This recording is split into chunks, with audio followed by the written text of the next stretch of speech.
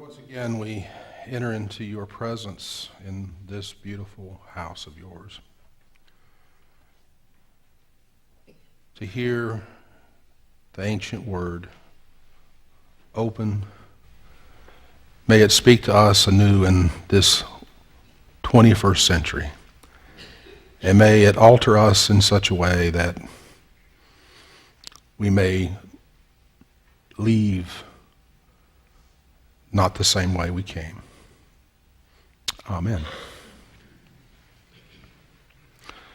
This past week, Joy Park emailed the staff a list of church bloopers, and I'm sure that you have seen those. They've kind of worn out after a while, but every time I read them, they're funny, and I've read them dozens and dozens of times, and I get a chuckle out of every time I read them.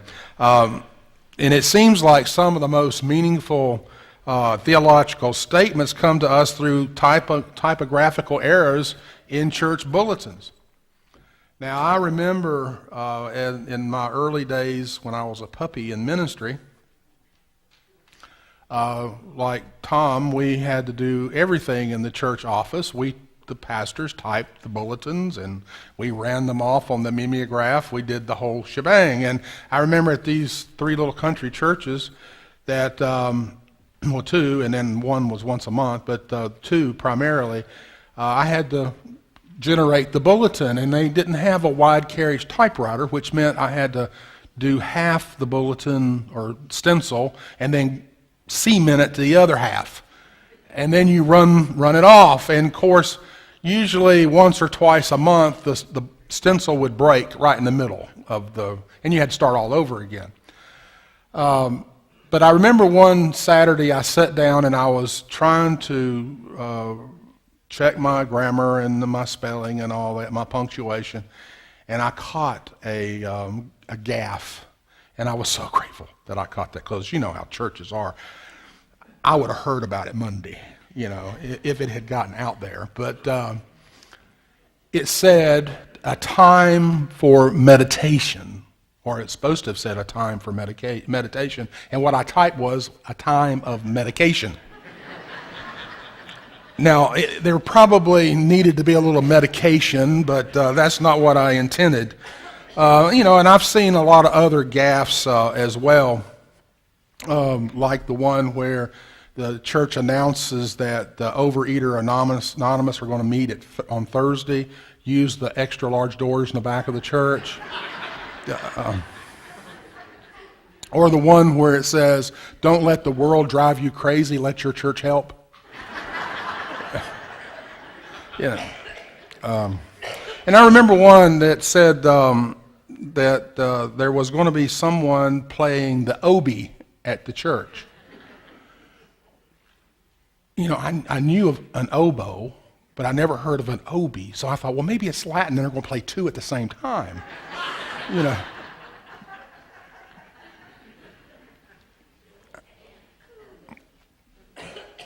And as I thought about those bloopers, I remembered one of my favorite, and this is how the sermon got birthed.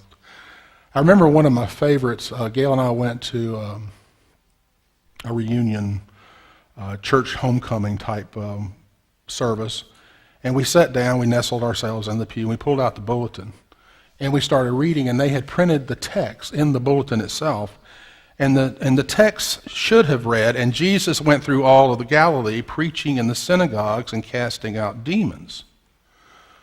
But what was in the bulletin was, "Jesus went through all of Galilee, preaching in the synagogues and sorting out lemons."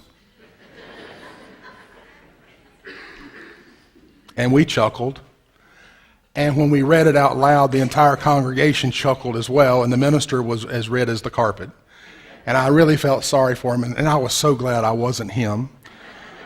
And when he left 4 or 5 years later, the church gave him that bulletin under glass as a going-away gift. But there was, however, a profound truth in that bulletin blooper. As an error, it read more understandable. You and I know a lot more about sorting out lemons than we do about casting out demons. I mean, there are some things that are just lemons, and we know how to deal with those things. For instance, I remember Gail and I have owned a total of 3 new cars in our 41 years of marriage. 3. And the first one was a Monza Town Coupe, not Mazda, Monza, which was a Chevrolet. And it was literally a new body construction put on an old Vega frame. And you know, they tell you not to buy a car the first year out. We didn't hear that. And we went down to the Chevrolet place, and it was a little red car with a black Landau top and had black interior, bucket seats, automatic in the floor. Gail fell in love with the red and black. I fell in love with the interior. So we traded in our nice riding Chrysler Newport for this Monza Town Coupe. After all, gas prices had doubled, and our Chrysler was a gas hog. So we traded in. And it wasn't but a few months that the thing started breaking. Things started happening. There was little upon little things. I mean, just dozens of little things, but there were major things as well, like the entire rear end broke loose. The tires were over here and the rear end was over there. And then one day, Gail was trying to come out of the parking lot and it wouldn't steer. The whole steering mechanism broke. And then one day I was going down the road and the add coolant light came on. So I get out and sure enough, there's no coolant in the car. And I call my father-in-law and he comes and we fill it up with antifreeze and water. I drive not more than 15 miles, maybe 10, and the add coolant light comes on again. No water. And over the next few months, they couldn't find where it was going. It wasn't coming out the exhaust pipe. It wasn't leaking. It wasn't dripping. We didn't know. And it got so bad that Gail and I were afraid if we left our keys in this car at night, it might run down to the shop by itself and check itself in, you know. It was bad. But sometimes, people are lemons too. We spend a lot of time sorting through the people we meet. You know, those we like, those we don't like, those we want to be with, those we don't want to be with. And we put people in piles. And one of those piles of humanity is the lemon stack. We put people over there on the lemon stack. And we're kind of stack, and we're kind of smug about that pile. Because, you know, that pile is the sourpusses. You know, the grumpers, the complainers, the whiners, you know, the negative people, the ones who can walk into a room and suck every ounce of air out of it. You know, all the light is sort of like a black hole. You know, they walk in and all the light in the room just goes right out the door. You ever been around somebody like that? Be honest before God.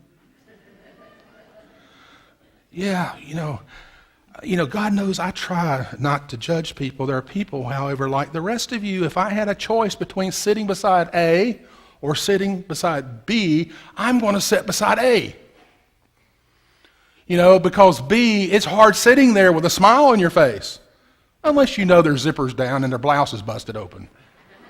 And then we can smile a little bit and chuckle to ourselves. But Jesus calls us to look for the best in people. Sometimes the looking takes a little while longer than at other times. Sometimes we just think people are odd. If we're short, then the tall people are odd. And if we're tall, the short people are odd. And if we're skinny, all those extra large people are odd. And if we're extra large, those skinny people are odd. Then, too, we have to remember those stranger lemons. You know, the stranger lemons, the ones we don't know, the strangers. They come into the church from all parts of the country. Some of those lemons don't even like grits. Imagine that. And some of them even put sugar on grits. the abomination of desolation.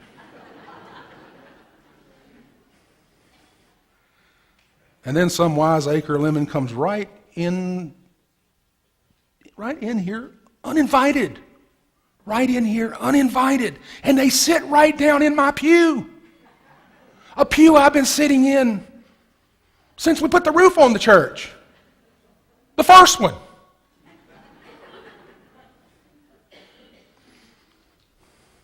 And there are those lemons who, well, they don't wear the standard, approved, and sanctified Sunday go-to-meeting clothes. You know, dress, wrap, handbag, or suit and tie and closed collar. You know, the same things they wore in the first century at First Church Palestine, Jerusalem. No, these lemons come in wearing their flip-flops and cargo shorts and tourist T-shirts and wee wiggle. However, what really attacks our sensibility is when those unwashed, when the great unwashed opens our door and comes in and sits down, and they're smelly, and you know, they make strange sounds, and they don't know what to do. They're sitting when they're supposed to be standing when they're supposed to be sitting, and they're going in and out, and then they hit us up for money at the end of the service because they need to hit the wine rack at the cash and carry. Lemons. That's what they are. Lemons. And we put them on our lemon stack of humanity. Are not all these lemon souls not proof that God makes lemons? So I was so relieved. I was relieved to hear that Jesus was in the business of sorting out lemons. With that, we can feel much better about our weird uncle. You know, the uncle in our family lineage that has a DNA issue. There's also always that one church member who seems to be, or seems to believe, let me say it that way, who seems to believe it's in his or her God-given mission and his or her God-given ministry in life to rain on every parade, to minimize every thought, to devalue every hope, to criticize every effort. And they pride themselves. They pride themselves on being, well, you know, reality. They're the bearer of reality. They use that reality to fertilize every garden they walk through. You ever met a church member like that? Just like any family, they try your patience, and I have to admit that sometimes I'm grateful that God only called us to love everyone, to love one another. Because you see, love is actually a commitment. It's a love means I'm committed to you. I'm committed to your well-being. I'm committed to help you. That's what love is. It doesn't mean warm and fuzzy. I can love you and you can love me, and that doesn't mean we're going to get warm and fuzzies over each other. It just means we're committed to each other. And I'm grateful that that's what it means. Lemons, I understand. I know lemons. I know how to sort those. I've been doing that all my life. Demons, on the other hand, are a whole other matter. What do I know about demons? Nothing. No, I'm glad Jesus was sorting out lemons. I would rather face a lemon any day than a demon.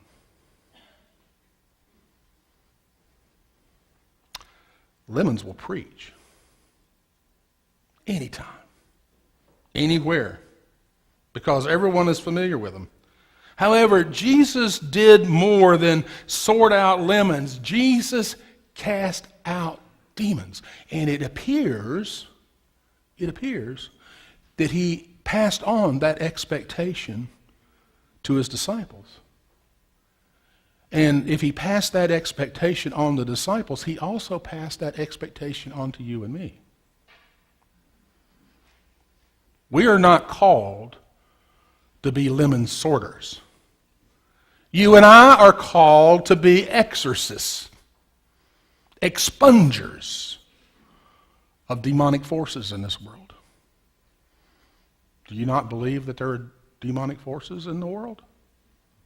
Now, I don't believe in the Hollywood demon. I don't believe in the demon that makes your head spin around and you spit out green pea soup. I don't believe in the Hollywood demon that makes Carol Ann run to the light. But I do believe in demons because I smelt their terrible breath. I've seen their bloodshot eyes.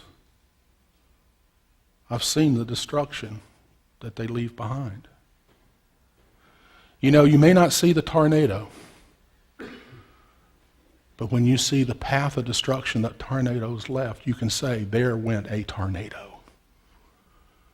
And in life, you and I know when the demon has passed because we see the destruction.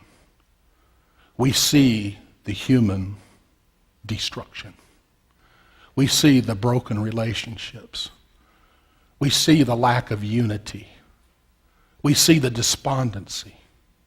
We see the lack of hope. We see the lack of charity. We see in that place, all those isms that we've made religion of. Sexism, racism, ageism. You know what I'm talking about. All those isms that we love so much. Demons. Darkness. We know that, we live in a world of plenty. Plenty. And there's starvation. We live in a world where if there's plenty, there ought to be peace. Yet there's war and disharmony. Why? We live in a world that has demonic forces. You see, wherever love is alien, then the demon has taken residence.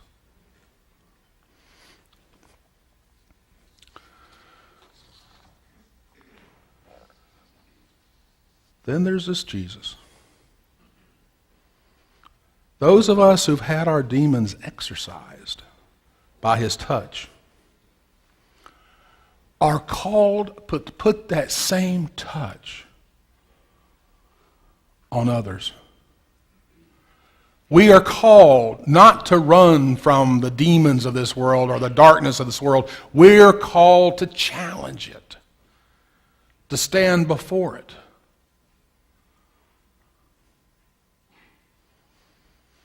Called to exorcise the demons of hate, of bigotry, of racism. All those we have formed alliances to in worship. We're called to offer grace where there is no forgiveness. Offer love where there is hate. Offer relationship where there's division. You and I are not called to be lemon sorters. But that's what we like to do because if we're bogged down sorting lemons,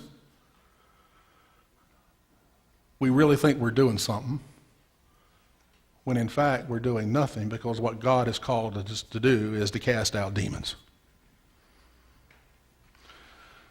Before we can cast out the demons in this world, we have to give up on that lemon sorting. May God give us the grace to mature ourselves beyond the silly, infantile need to incessantly sort out lemons and give us the spiritual confidence to engage and cast out that which is dark in this world, that which is divisive in this world. So as Christian sons and daughters of the Most High, let us gather at this table as forgiven and reconciled children of God who care about the greater issues than we do the smaller. And all God's children said,